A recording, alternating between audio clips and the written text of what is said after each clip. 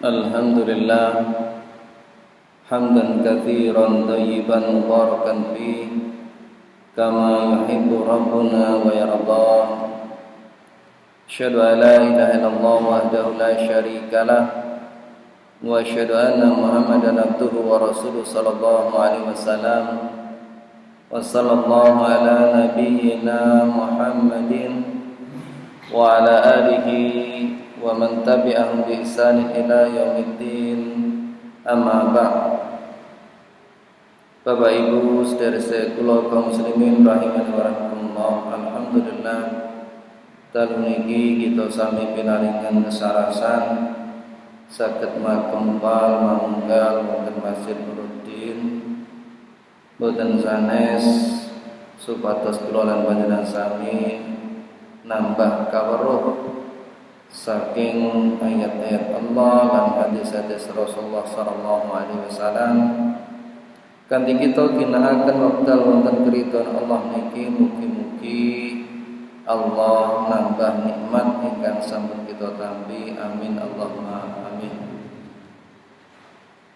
Bapak Ibu jamaah rahimakumullah, sameneika kita badhe lajengaken syarah Arba'in Nawawi ingkang dipun syarah Syekh Muhammad bin Shalih Al-Utsaimin ingkang sameneika kita dumugi hadis ingkang nomor 11 ingkang ngalipun an Abi Muhammad Ibn Al-Hasan Ibn Ali bin Abi Thalib sibti Rasulullah sallallahu alaihi wasallam, saking Abu Muhammad Al-Hasan bin Ali bin Abi Thalib cucu Rasulullah sallallahu alaihi wasallam wa rahainatihi lan ugi pinangka tiyang ingkang paling ditresnani Rasulullah sallallahu alaihi wasallam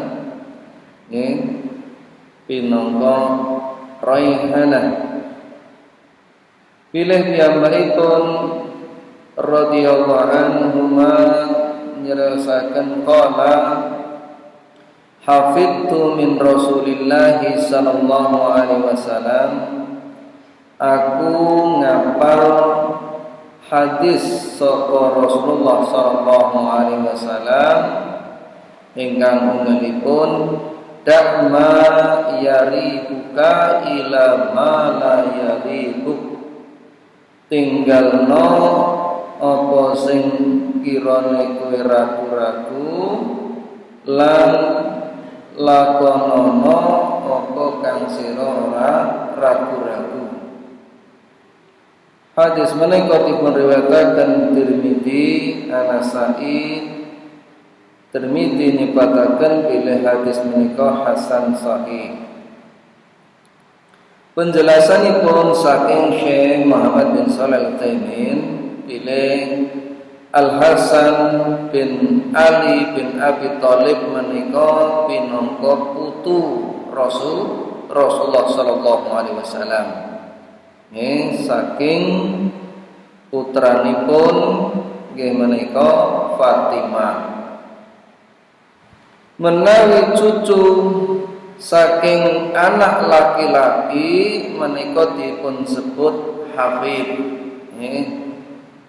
Nabi sallallahu alaihi wasallam nyifati Hasan radhiyallahu anhu, Hasan radhiyallahu anhu pilih piyambakipun menika pinangka pemimpin. Mila Rasulullah sallallahu alaihi wasallam nyebataken jazakallahu khair, inna ibni hada sayyidun, satemene putuku iki besok pinangka dadi pemimpin. Nggih. Wa sayuslihullahu bihi baina fi'ataini minal muslimin, lan dheweke pinangka lantaran kang dadekake rukun kelompok loro saka kaum muslimin. Menika hadis ingkang dipun riwayataken Imam Bukhari.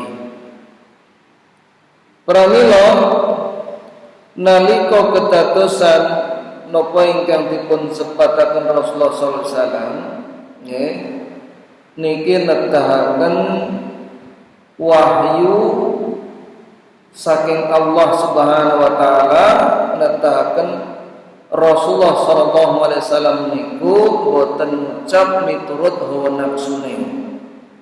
Dadi kanthi kabar saking ngarsanipun Allah sampun dipun sebataken nek putuku iki pinangka pemimpin sumben bakal ndameke dua golongan kaum muslimin. Kedadosanipun napa wanci kapan sasampunipun Ali bin Abi Thalib menika dipun tujah kalih Abu Lu'lu'ah. Nggih, Abu Lu'lu'ah niki hafal Al-Qur'an. Ning keyakinane menika Khawarij. Khawarij niku nganggep pemimpin saranggunake hukum Allah kuwi dianggep kafir. Sehingga napa disuduk Ali bin Abi Thalib kala ganti gladi kalih dituduhi racun. Akhiripun sedo. Sasampunipun sedo menika Al Hasan radhiyallahu anhu menika dipun baiat dados khalifah. Nggih, dadi nek baiat sing syar'i niku setunggal kangge sedanten. Nanging piyambakipun Al Hasan menika trimah mundur nalika Muawiyah menika ugi piyambakipun boten trima nuntut nalika Utsman dipun pejahi sehingga mriko nggih pengin napa khalifah mriki khalifah akhiripun Hasan niki masrahke dumateng Muawiyah. Saking mriki pendukungipun mriki akhire dados setunggal damai kalih Muawiyah. Nggih senajan kados ngeten boten enten ulama kok sing ngafirke para sahabat boten enten. Itu adalah murni khilaf di antara mereka. Al Hasan lebih diutamakan daripada Al Husain radhiyallahu anhu sederekipun. Nanging tiang-tiang Syiah Rafidhah niku piyambakipun ngagungke Husain. Sebabipun napa? Husain niki pejahipun wonten Karbala. Nggih, nalika janji arep dibelani, arep dibait, arep didukung ken dugi wonten Irak, lajeng teng mriku dicegat mangsa niki ditinggal, akhire diperangi sedo Husain menika. Niki adik Hasan selisih setunggal tahun.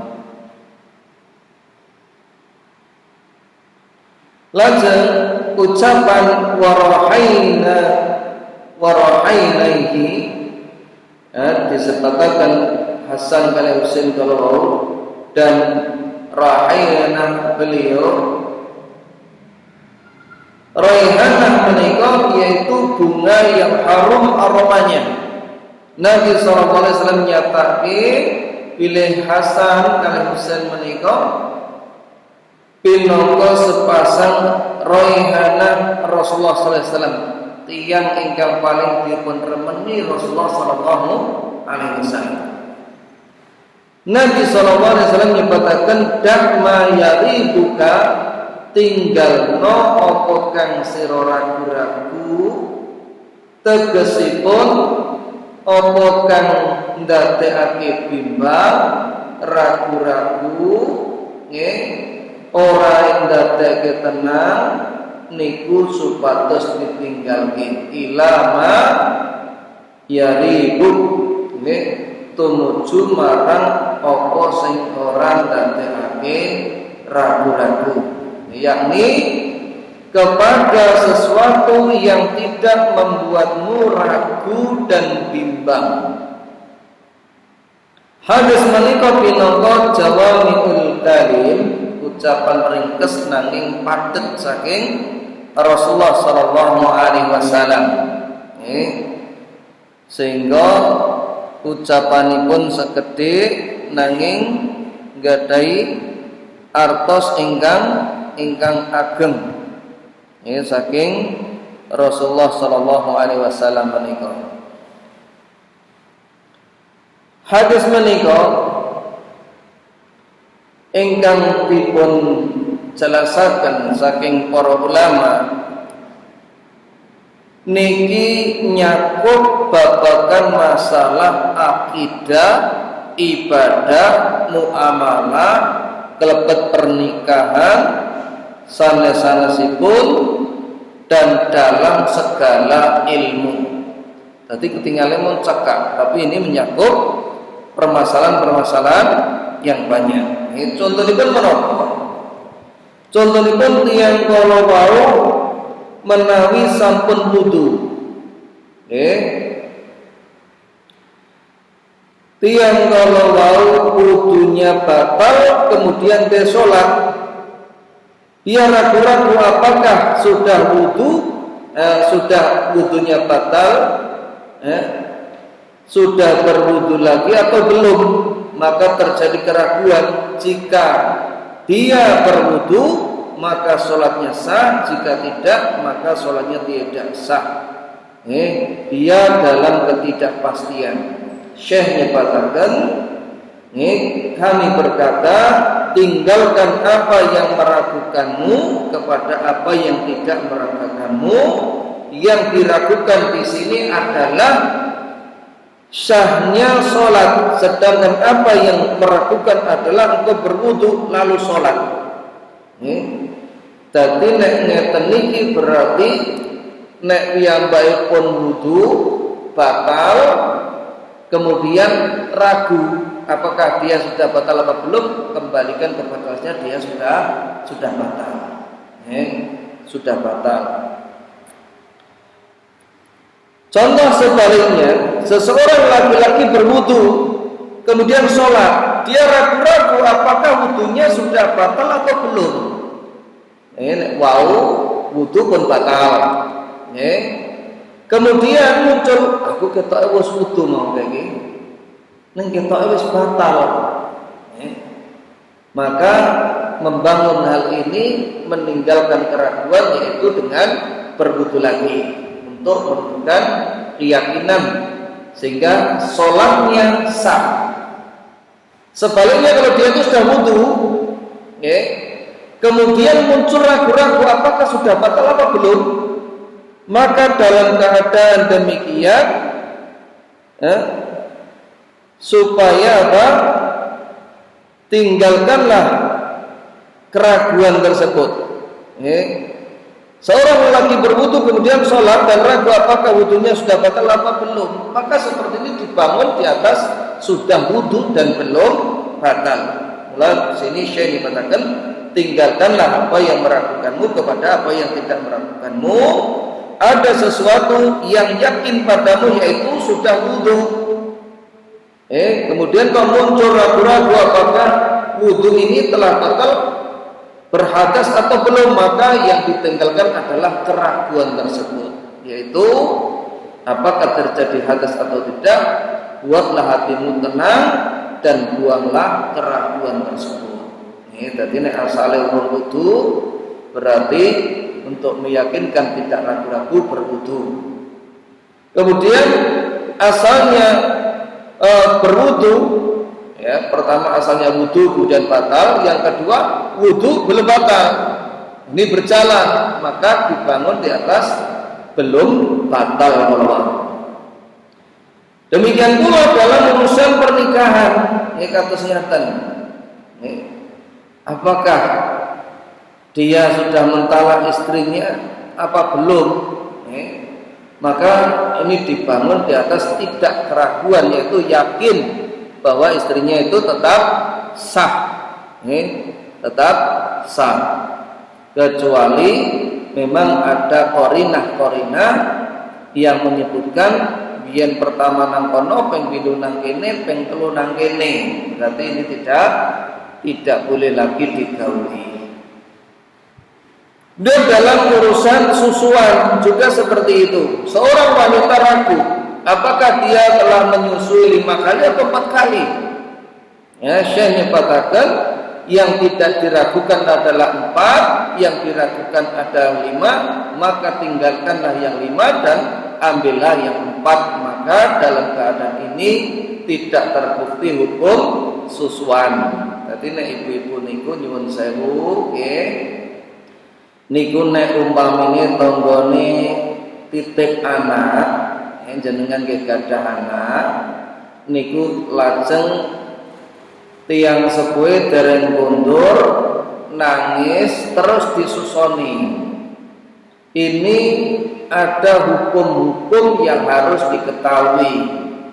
Terutama menurut Syekh di sini, kalau dia sudah sampai menyusui 5 kali berturut-turut, meskipun nganti warep, maka itu sudah terhitung anak sesusuan. Jadi dia tidak boleh dinikahkan dengan anaknya, seperti itu. Jadi tidak boleh, walaupun ini mungkin perempuan anak wedok terus dadi gedene anak niki ketoke kok padha cocoke, maka ini tidak boleh. Bab ini luas. Namun ia merupakan jalan yang lurus. Jika seseorang berjalan di atasnya dalam hidupnya, dia akan mendapatkan banyak kebaikan.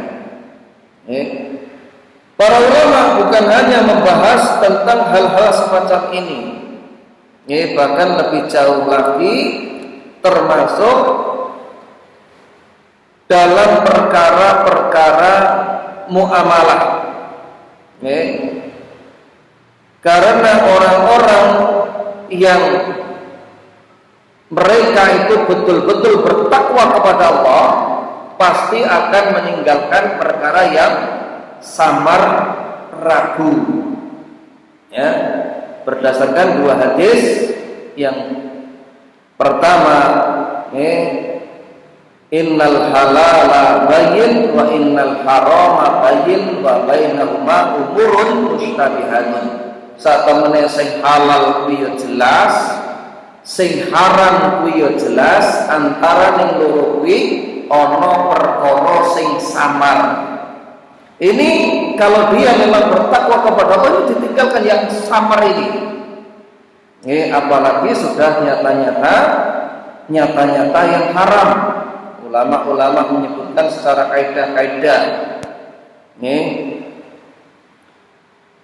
Oleh karena itu termasuk dalam masalah ini nyuwun sewu, muga-muga wis do prai wis rene, babakan masalah udud. Maka ini juga masuk dalam pembahasan kita. Kalau ada sing ngomong ini, ada sing ngomong ngono, maka dia hendaknya meninggalkan apa yang meragukan. Fattaqullah, maka bertakwalah kepada Allah. Ini banyak sekali. Begitu pula firman Allah, wa yuhillu lahumut thayyibati wa yuharrimu alaihimul khaba'ith. Dia menghalalkan bagi mereka segala yang baik dan mengharamkan bagi mereka segala yang buruk. Wonten surat Al-A'raf 7 ayat 157. Kalau memang nopo ini saudara ini harus kita perjelas. Paling ora yo kudu genah lah. Nah, iki halal harame ben cetha. Kalau memang hal ini baik, tentulah ini akan disuguhkan kepada anak-anak istri kita. Ini apa benar? Agar menengahnya biasa ramadan. Nyandong udut, nyalendang melu udut, nyebut melu ngakep kono, kan begitu.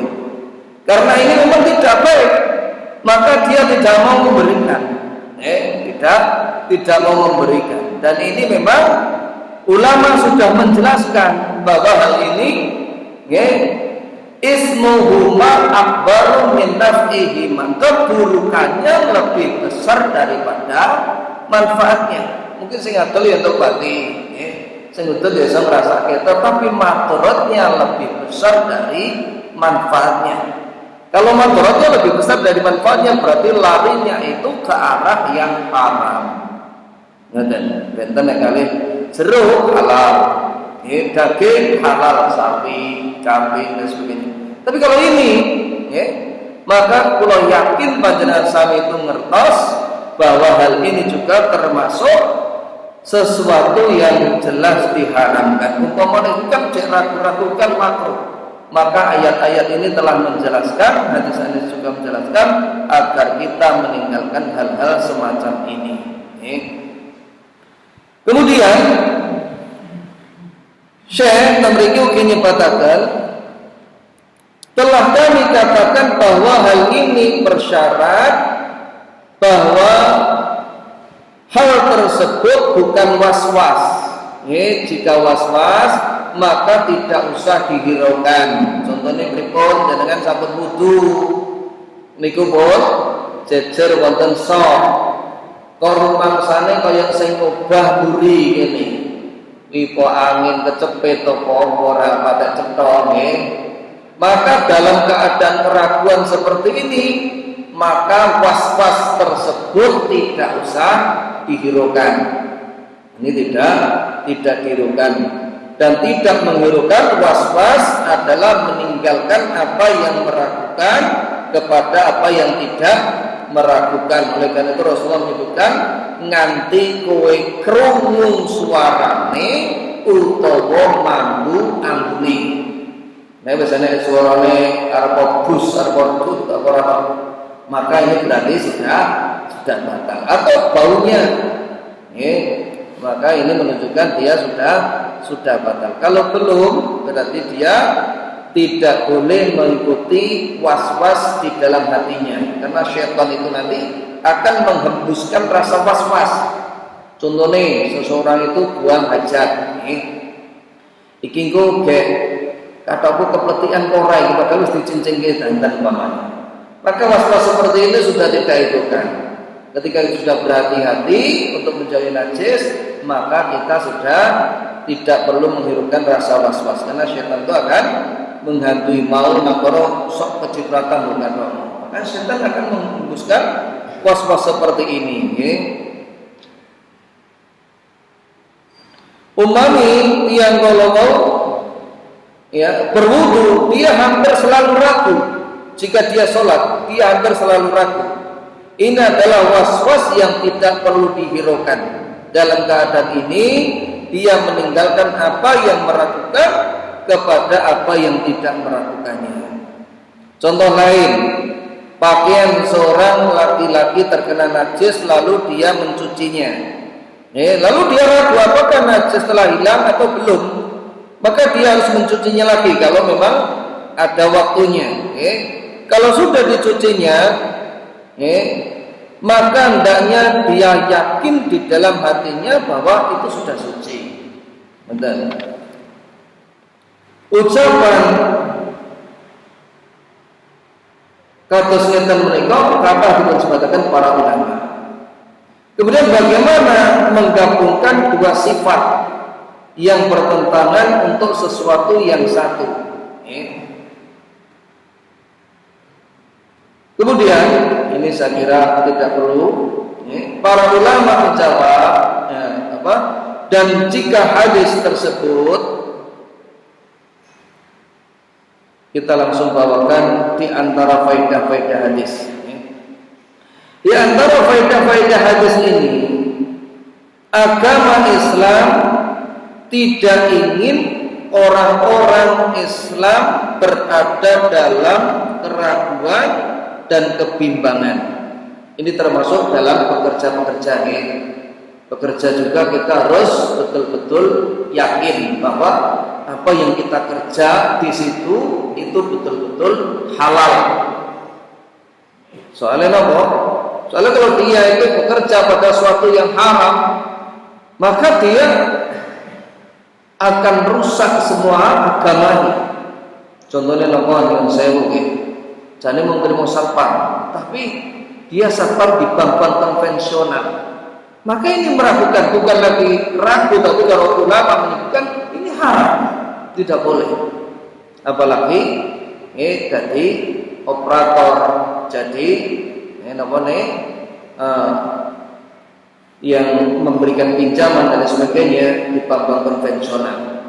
Kemudian juga di perpajakan, yang di dalamnya ini terdapat perkara-perkara hak-hak orang lain yang seharusnya halal dia rampas, seperti itu. Bahkan jelas disebutkan, ini saya mendengar sendiri soalnya, itu orang yang bekerja sebagai dewan itu, mereka itu untuk mengatakan duitku halal itu dia sampai nggak berani. Kenapa? Karena saking subhatnya yang sangat jelas. Nek orang melu kudu sing greke, nek melu kudu etok-etok raro. Coba bayangkan. Lalu nek awake dhewe niku macul, entuk upah sore, leren turu, genah halal. Tapi kalau seperti itu atas nama kebijakan kemudian dikorupsi, kemudian dikobancaan, maka semua ini walaupun kelihatannya kerja bergengsi, hakikatnya adalah ancamannya neraka. La yadkhulul jannah lamun nabata min sultin fannaru aula bihi. Tidak masuk surga daging yang tumbuh dari harta yang haram. Neraka itu lebih pantas untuk orang tersebut. Ini sangat berbahaya. Kemudian yang kedua, jika engkau menginginkan ketenangan dan rasa nyaman, maka tinggalkanlah apa yang diragukan dan sisihkanlah ia. Maksudnya dipun singkirni. Apalagi setelah selesai ibadah, agar engkau tidak tertimpa kegelisahan. Misalnya seorang laki-laki ini tawaf di Ka'bah sudah selesai dan dia pergi ke makam Ibrahim untuk sholat, lalu dia ini ragu-ragu apakah sudah tawaf 7 putaran atau 6 putaran. Apa yang harus dilakukan? Syekh memberikan jawab, tidak usah melakukan apapun karena keraguan terjadi setelah ibadah selesai. Mau yakin sudah 7 kali, itu maksudnya itu yang kita pegangi. Kenapa? Kalau sudah sekian lama sudah selesai, dia lupa, mungkin untuk mengingat kesulitan. Kecuali jika dia betul-betul yakin bahwa dia tawaf itu baru 6 putaran, maka dia harus menyempurnakannya jika belum berselang lama. Ini kata Syekh. Contoh lain, seseorang laki-laki sudah sudah salam dari sholatnya, kemudian dia ragu, apakah sholatnya 3 atau 4 rakaat. Ini kan sering seperti ini. Gimana pembetan Bapak? Gimana? Soalnya sholatnya pikirannya ngerambyang. Wae jare yo nganten ngejejer ning pikirannya tekan kono. Ini kan sering. Maka kita dianjurkan untuk sholat berjamaah itu seperti itu. Ketika dia ragu, mau ping pindho apa ping 3 atau ping 3 atau ping 4, jawabannya apa yang dilakukan? Tidak usah menghiraukan keraguan ini, karena pada dasarnya sholatnya sah selama dia tidak yakin bahwa dia sholat 3 rakaat. Jika dia yakin baru sholat 3 rakaat, tak eling-eling mung ping 3, maka dia melakukan rakaat keempat selama waktunya belum lama, kemudian salam, lalu sujud sahwi dan salam. Ini kalau kita kelupaan, atau yakin bahwa kita itu baru 3 rakaat. Nabi SAW, ini faedah yang ketiga, itu diberi jawami'ul kalim, ucapan ringkas tetapi memiliki makna yang luas. Sehingga apa? Sehingga kalau kata Syekh di sini, ucapan beliau itu disyarah menjadi satu buku yang tebal, itu masih belum belum cukup. Penjelasan yang lain di mana dalam hadis Rasulullah SAW tersebut ada satu kaidah yang harus kita ketahui, kalau perlu kita hafalkan. Al-yaqinu la yazulu bisyak. Yakin itu tidak bisa dihilangkan dengan keraguan. Contohnya bahasa ibadah mereka tasawuf. Kalau dia sudah sholat berarti sudah sholat. Itu seperti itu. Dia istrinya. Ya, maksudnya apa? Dia belum mentalak, maka dia tetap istrinya. Contoh, jika seorang yakin sudah berwudu lalu ragu apakah batal atau tidak, maka hukumnya tetap suci. Pada keyakinannya ini sudah wudu. Yang ketiga, hubungan dengan takwa. Hubungannya dengan takwa hadis ini. Menjauhi syubhat merupakan salah satu bentuk menjaga kehormatan agama dan dunia. Orang yang berhati-hati dalam syubhat, ia lebih mudah menjaga diri dari perkara haram. Bapaknya iki kok investasi, dia kok tidak tahu ini halal apa haram, apalagi investasi bodong, maka hendaknya ditinggalkan. Yang keempat, syubhat ini muncul karena dua hal. Tidak jelas dalil bagi sebagian orang, tidak jelas kondisi sesuatu, misalnya barang yang bercampur halal haram. Niku. Adapun faedahnya, yang pertama, syubhat adalah penghalang menuju ketakwaan. Orang yang bertakwa akan meninggalkan syubhat. Niki sampun kula jelasaken seperanganipun nggih.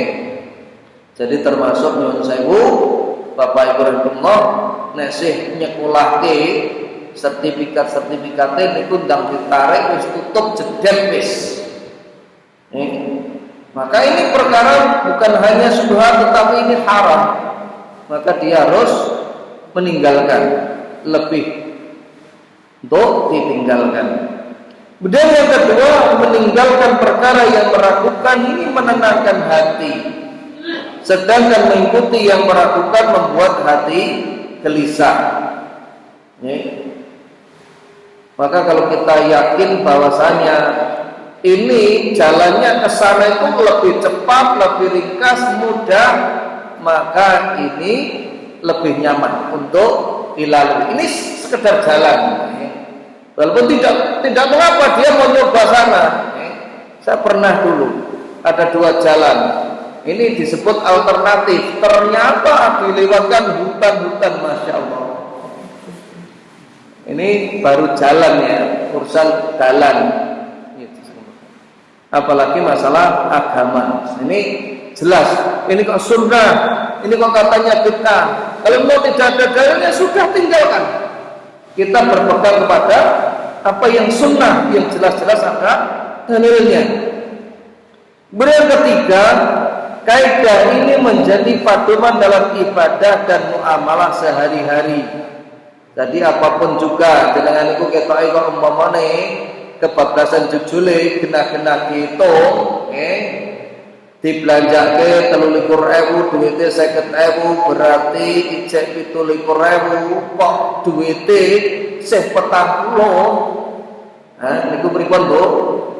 Baleke napa Allah wong iki yo samar iki kok ndi mau ora genah kok pokoke ya sepenak. Napa ngoten? Dibaleke napa dikantongi? Dikantongi. Aduh, nemen ning dikantongi. Mesake bakule ngopeni 500.000 kelangan puluhan ribu. Ini jangan sampai nggih. Maka dibalekke napa dikantongi? Dikantongi. Dibalekne nggih. Dibalekne bukan lagi ragu-ragu. Soalnya sebagian orang itu berdalil seperti ini. duit genah kok omah ki nggawane pirang atus terus banjake ngene kok ijeke sakmene jek didaku duwite ae. Alas pokoke ra genah ki mau penting. Pokoke tak kantongi, maka kalau bisa dikembalikan. Oleh karena itu ini merupakan kaidah yang dibutuhkan sehari-hari. Yang keempat, salah satu bentuk wara, kehati-hatian adalah menjauhi syubhat. Ini harus dijauhi.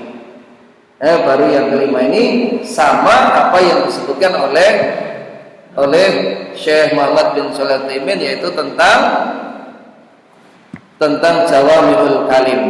Adapun seperti Ibnu Rajab Al-Hambali dalam kitab beliau, yaitu Jami'ul Ulum wal Hikam, niku nyebataken inti dari hadis di atas adalah perintah untuk menjaga diri dari perkara syubhat dan menjauhinya. Sebab perkara-perkara yang jelas kehalalannya tidak akan memberikan keraguan-raguan pada diri seorang mukmin. Jadi jelas duit halal bakal menjadikan hatiku tetap mantap. Dia apa badan. Demikian sebaliknya, kalau perkaranya itu haram, maka akan menjadikan kegelisahan, kebingungan, keraguan-raguan. Karena itu dengan meninggalkan hal-hal yang meragukan, jiwa akan merasa damai dan hati akan tenang. Beda hanya dengan perkara syubhat, hal itu hanya akan menghasilkan kegelisahan, kebingungan di dalam hati, sehingga berujung kepada keraguan-raguan. Itu nanti ujung-ujungnya tadi kepikiran terus. Kemudian teladan sikap kehati-hatian orang-orang dahulu yang soleh. Ibnu Mubarak ini rahimahullah, ini dibawakan oleh Ibnu Rajab dalam Jami'ul Ulum wal Hikam. Dia menuturkan budak Hasan bin Sinan yang tinggal di Ahwas menulis surat kepadanya, isinya apa? Sesungguhnya tanaman tebu di sini terkena hama, maka belilah pohon tebu tersebut olehmu. Lalu dia Hasan, maksudnya yang dimaksudkan di sini Hasan ini membeli tanaman itu dari orang tersebut, di mana ketika ditandur tiang kalau tebu niki boten ngasilke. Tapi setelah dibeli tanaman tebu tersebut ternyata mendapatkan keuntungan 30.000 dirham. 30.000 dirham. Niku nek diitung kira-kira pitik jago niku regane pira, karek ngepingke ping 30.000. Itu cara gampangnya ngitung. Jadi nek 150 berarti ping 30.000 kolom. Itu banyak sekali. Dadi sing nandur sing ngopeni kuwi urung nganti mangan batine, akhirnya dituku wong, setelah dituku ternyata untungnya 30.000 dirham. Napa dia tuh wah bejo. Ini kalau menurut itu mah sebenarnya halal. Tapi apa yang dilakukan oleh orang tersebut, ya? Ia pun mendatangi pemilik tebu dan berkata, "Iki budakku nulis surat marang aku urung ngerti kedudukane piye kronologine. Balekno transaksi kono mau, tegesipun sing tuku niki mung trima njaluk duwite wae, tebune sing bathi akeh kono mau peheken." Sampai seperti itu. Sehingga apa? Orang ini yang jual ini juga tidak mau, enggak wis mbok tuku wae. Gak, pokoknya kudu mbok tompo. Terus sehingga apa? Sehingga akhirnya orang tersebut menerima. Ini luar biasa akhlak orang-orang dahulu, di mana dia itu orang tego, dumadeng sing nandur, sing ngopeni, sing ora entuk apa-apa, sehingga dia pun akhirnya mengambil uangnya saja, dan uangnya yang laba tersebut diberikan kepada yang menjual. Hisham bin Hasan menuturkan, Muhammad bin Sirin ini meninggalkan 40.000 dirham, uang yang kalian pandang halal saat ini. Jadi ini para ulama riyen itu hati-hati saestu Pak, duit kalau mau. Nah, awake dhewe menerima amplop isine 150 ya, nekat dikantongi. Maka kita harus berpikir tentang duit ini haram, ojo milik. Sanggup napa boten? Loh, malane renek suarane judek. Ya Pak dhewe wis bahas berkali-kali. Jadi kalau memang duit itu haram, harus kita tinggalkan. Sanggup napa boten? Lapil handep. Ya, yes, kuating ngono wis mangsa bodho. Dewi-dewi selamatin. Jadi seperti itu para ulama dulu betul-betul berhati-hati. Enten Pak tiyang kula nggih. Piyambakipun dodol arep masjid kon nunggu adine. Sing kudune didol 200.000. Didol 1,5 juta. Niki nek cara gampangan hitungan. Nggih. Sing teng masjid niku wau bareng. Petuk karo nggawa sing barang. Lho ki lek tuku nggon aku nggih, lek tumbas mriku. Nggih, mbok tuku pira? Niki kula tumbas 1,5 juta. Sik bali sik. Nggih. Terus adine dikandani. Iki lak takon ngedol 200.000 mbok dol 1,5 juta. Wong dhewe entuk dhewe gelem kok. Yang beli ini ngomong apa? Mboten napa-napa kula seneng. Tapi apa kata orang ini? Tidak. Cukup dibeli 200.000. Cukup seperti itu. Bagaimana mereka itu betul-betul bukan hanya mencari uang tersebut saoke-oke enggak, tapi mencari berkahnya. Nggih. Mulane wong sing ngobatke nganti 15 miliar itu 2 minggu jantunge niku ya jek urip ning mendrip-mendrip. Itu bisa jadi uangnya itu mbah pameti. Maka kita harus ekstra hati-hati. Waktu sing lagi jabat dadi dewan do ngetoke haji mumpung gitu Pak. Wah, lah ngidam-idam ilek niat lah nyarui duwite masyarakat. Nggih, muga-muga wae dhewe selamat saking perkara-perkara seperti ini. Inilah yang kita sampaikan. Mudah-mudahan bermanfaat bagi saya sendiri, selebihnya jamaah semuanya. Nyuwun pangapunten dalem batuk. Saya kira cukup. Kita tutup doa kafaratul majelis. Subhanakallahumma wa bihamdika asyhadu an la ilaha illa anta astaghfiruka wa atubu ilaik wa akhiru da'wana alhamdulillahi rabbil alamin. Assalamualaikum warahmatullahi wabarakatuh.